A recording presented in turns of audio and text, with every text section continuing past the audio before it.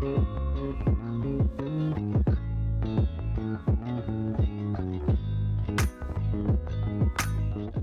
you, everybody. Hope you enjoyed this video presentation of Black Music Month. First up, we have the wonderful, the talented Roxy Romeo. Y'all know her. She's on Power 99's morning show, Rise and Grind.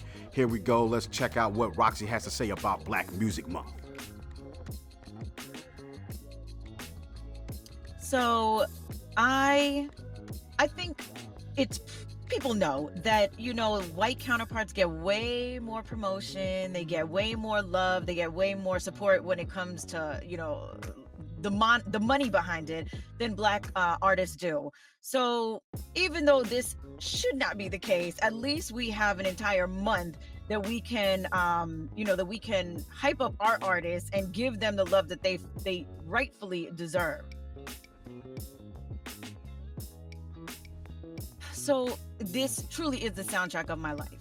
My family is from the Caribbean, they're from Trinidad. So I grew up listening to a lot of soca, a lot of reggae, a lot of dancehall, a lot of calypso, which of course is Black music. But the Caribbean is also really influenced by American music. So on top of that, I was listening to the Commodores, the Lionel Richies, the Marvin Gayes.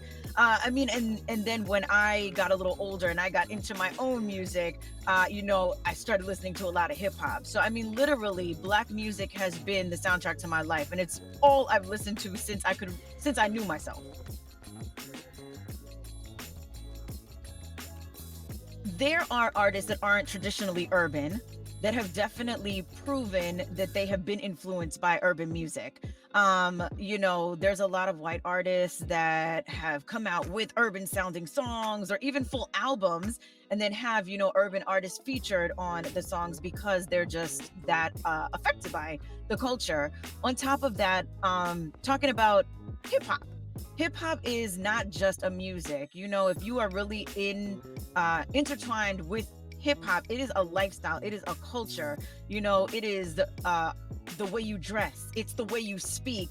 And I think that there's a lot of people that are not necessarily in the culture that have adopted, some of these habits, that, use the slang, that dress, in that hip hop kind of way. It's just like that swag, you know what I mean? So it touches on all different levels, how you speak, musically, how you dress. And it's so funny because I saw a video the other day on TikTok or Instagram or something, and there was this guy talking about the influence of Black music and Black artists and Black culture, period. And he was like, what did he say? He said, if you want to know if something is like cool or if it's hip, the only way that you're gonna get a cosign the only way that you're gonna know is if somebody from the culture, the Black culture, cosigns it. If we don't cosign it, then it's not cool. It's not legit. I grew up listening to Caribbean music, soca, reggae, dancehall, all of that kind of stuff.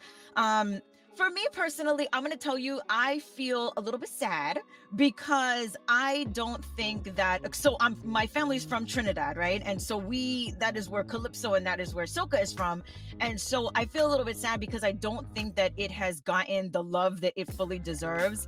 Jamaicans came out with, reggae and dancehall, and that's a lot more mainstream and it's a lot more accepted than soca and calypso. So I would like to see it grow more than it already has. I could probably name you so many dancehall artists and you'd be like, yeah, I know who that is. I know who that is. I know who that is. If I name you some soca artists, you'd be like, who is that?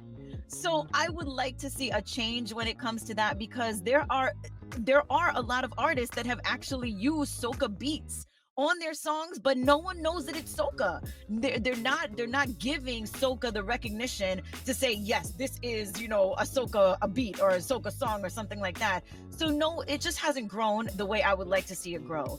But nonetheless, for me personally, it has definitely affected my life in every way you could possibly think of, but I would love to see it grow even more. Like Justin Bieber.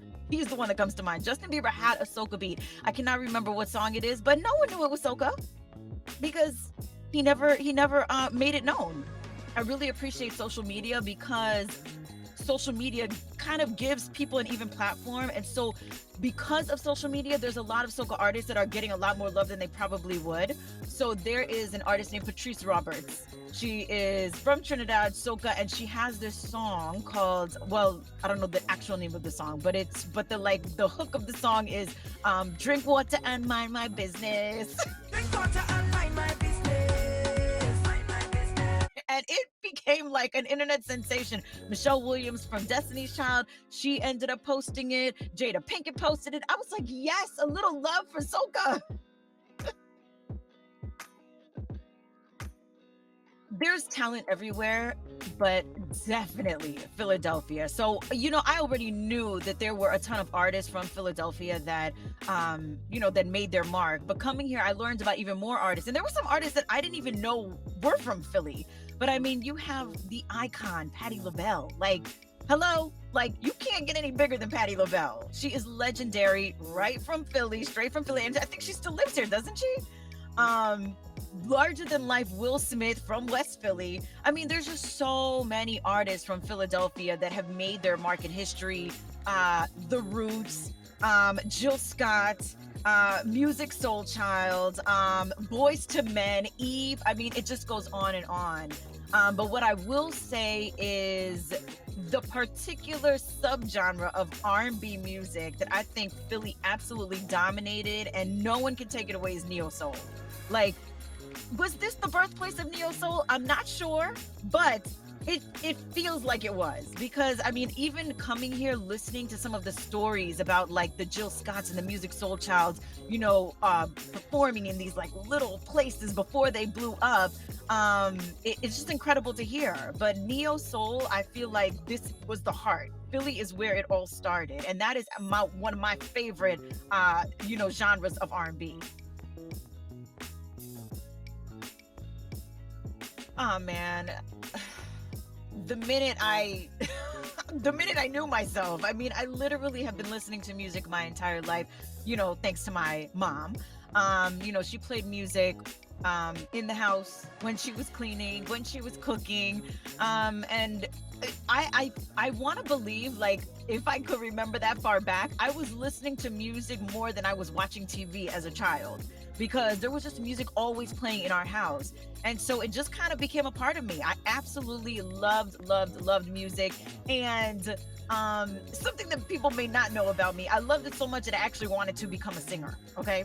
I used to beg my mom when I was younger, please let me take singing lessons. She never let me. So that did not happen. But I absolutely love music. I've loved it since I was a little girl, and it's just always been in my blood. It's never changed.